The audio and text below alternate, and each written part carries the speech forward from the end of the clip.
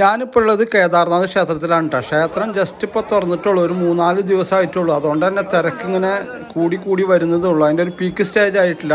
എന്തെങ്കിലും ജനങ്ങൾ കണ്ടമാനം വന്നുകൊണ്ടിരിക്കുന്നുണ്ട്. ഞങ്ങളിപ്പോൾ ഇന്ന് എത്തിയിട്ടുള്ളത് ഇപ്പോൾ മെയ് 2-ാം തീയതിയാണ് ഞങ്ങൾ എത്തിയിട്ടുണ്ട്. ഇപ്പോൾ തന്നെ അത്യാവശ്യം തിരക്കുണ്ട്. ക്യൂ എന്ന് പറഞ്ഞാൽ തന്നെ വലിയൊരു ക്യൂ കാണുന്നുണ്ട്. കണ്ട, അമ്പലത്തിൻ്റെ ഉള്ളിൽ കയറാനുള്ള ഒരു ഇടി വേറെ കാണുന്നുണ്ട്. ഇപ്പോൾ ഇതിൻ്റെ ഉള്ളിൽ ഇന്ന് കയറി തൊഴാൻ പറ്റുമോ എന്നുള്ളതൊരു സംശയത്തിലാണ് ഞങ്ങളുള്ളത്. കാരണം അത്ര വലിയ തിരക്ക് തന്നെയാണ് ഇപ്പോൾ കണ്ടുകൊണ്ടിരിക്കുന്നത്. അതുമാത്രമല്ല, ഇവിടെ നല്ല തണവും ഉണ്ട് കേട്ടോ. കാരണം ഇപ്പോൾ ശരിക്കും പറഞ്ഞു കഴിഞ്ഞാൽ തണവ് സീസൺ കഴിഞ്ഞിട്ടുള്ളൂ. ഇവിടെ കഴിഞ്ഞ ഒരു 5-6 മാസമായിട്ട് മഞ്ഞ് മൂടി കിടക്കുന്ന ഒരു സ്ഥലമായിരുന്നു. ഇപ്പോൾ ഈ ഏപ്രിൽ ലാസ്റ്റിലാണ് ഈ ക്ഷേത്രം തുറന്നിട്ടുള്ളത്. കൂടാതെ ഇവിടെ കുറച്ച് ഓക്സിജൻ കണ്ടൻറ്റ് കുറച്ച് കുറവാണ്. അതുകൊണ്ട് തന്നെ നമുക്ക് മാനസികമായിട്ടുള്ള ശ്വാസം കിട്ടാത്തൊരവസ്ഥ ചില സമയത്ത് ഫീൽ ചെയ്യുന്നുണ്ട് കേട്ടോ. പിന്നെ ഇവിടെ പേടിക്കേണ്ട കാര്യമില്ല, ഫസ്റ്റ് എയ്ഡൊക്കെ കിട്ടുന്നുണ്ട്, അതുകൊണ്ട് പ്രശ്നമില്ല. പിന്നെ ഞങ്ങൾക്ക് ഇവിടെ വേറൊരു കാര്യം കാണിച്ചു തരാം കേട്ടോ. പണ്ട് നടന്നൊരു സംഭവം. പണ്ട് കേദാർനാഥ് ക്ഷേത്രത്തിൽ വലിയൊരു ഉരുൾപൊട്ടലുണ്ടായി, വലിയ വെള്ളപ്പൊക്കം. അത് ഏകദേശം ആ ഒരു ഭാഗത്തു നിന്നാണ് ഉണ്ടായത്.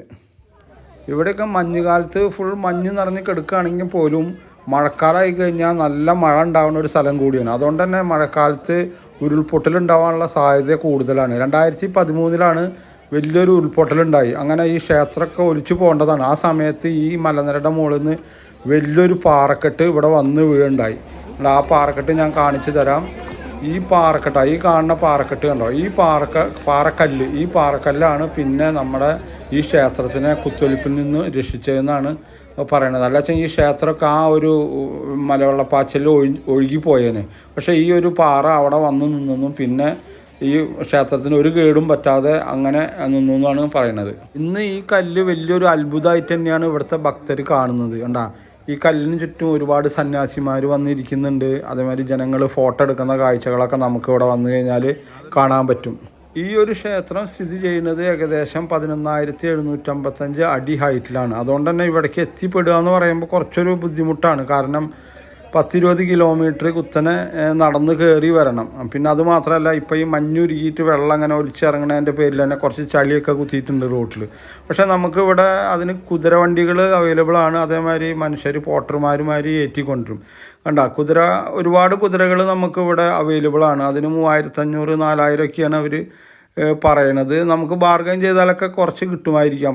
ഇവിടെ ഈ കേദാർനാഥ് അല്ലെങ്കിൽ ബദ്രിനാഥ് ക്ഷേത്രമൊക്കെ സന്ദർശിക്കാൻ വരുന്നവർ കഴിയുന്നതും മെയ് മാസത്തിൽ വരുന്നതായിരിക്കും നല്ലത്. കാരണം ഒരു ജൂലൈ ആഗസ്റ്റൊക്കെ ആകുമ്പോഴത്തേനും ഇവിടെ നല്ല മഴയായിരിക്കും. മഴ വന്നു കഴിഞ്ഞാൽ ഈ പറഞ്ഞമാതിരി ഫ്ലഡും അതേമാതിരി മണ്ണൊലിപ്പും കാര്യങ്ങളൊക്കെ ഉണ്ടാവാൻ സാധ്യത കൂടുതലാണ്. അതുമാത്രമല്ല, ഈ പോരുന്ന വഴിയും വളരെ ഡേഞ്ചറസ് ആയിട്ടുള്ള റോഡുകളാണ്. ഇവിടെ ക്ഷേത്രത്തിൻ്റെ അടുത്ത് എത്തിക്കഴിഞ്ഞ് കഴിഞ്ഞാൽ ഇവിടെ താമസ സൗകര്യങ്ങളൊക്കെ വളരെ കുറവാണ്.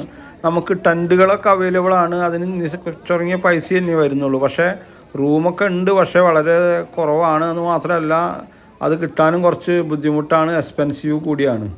ഈ ക്ഷേത്രത്തിൻ്റെ ഒരു പ്രത്യേകത എന്താണെന്ന് വെച്ച് കഴിഞ്ഞാൽ ഈ ക്ഷേത്രത്തിന് ചുറ്റും മഞ്ഞ് നിറഞ്ഞു കിടക്കുന്ന മലകളാണ്.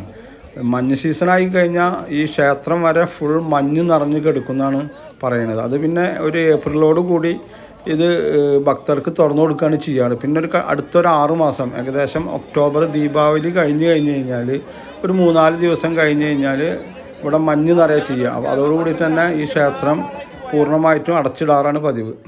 അപ്പോൾ എൻ്റെ ഈ കൊച്ചു വീഡിയോ നിങ്ങൾക്ക് എല്ലാവർക്കും ഇഷ്ടപ്പെട്ട് കാണുമെന്ന് വിശ്വസിക്കുന്നു. കൂടാതെ ഇതുവരെ എൻ്റെ ഈ യൂട്യൂബ് ചാനൽ സബ്സ്ക്രൈബ് ചെയ്യാൻ വിട്ടുപോയിട്ടുള്ളവരും ആദ്യമായിട്ടാണ് എൻ്റെ യൂട്യൂബ് ചാനൽ കാണുന്നവരും സബ്സ്ക്രൈബ് ചെയ്യാൻ മറക്കാതിരിക്കുക. കൂടാതെ നിങ്ങളുടെ സുഹൃത്തുക്കൾക്കും റിലേറ്റീവ്സിനൊക്കെ ഇത് ഫോർവേഡ് ചെയ്യാനും ശ്രമിക്കണമെന്ന് അപേക്ഷിക്കുകയാണ്.